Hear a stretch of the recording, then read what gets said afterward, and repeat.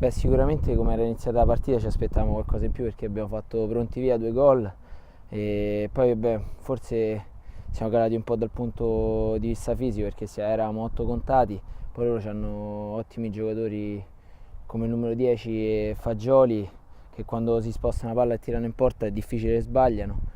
Hanno segnato, poi per fortuna grazie ai giocatori che abbiamo come il Toro e Antonini siamo riusciti a riprendere il pareggio.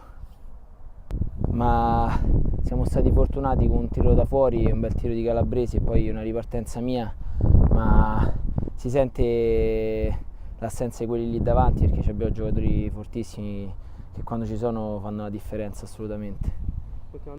Ma guarda, sinceramente loro sono sempre una squadra ostica, hanno Mazzesi che ovunque lo metti ti può creare problemi. Speriamo di essere più di 8 e non arrivare contati al campo, che magari con i ricambi giusti i 3 punti li facciamo sempre. Grazie a Tajani. Niente, ciao.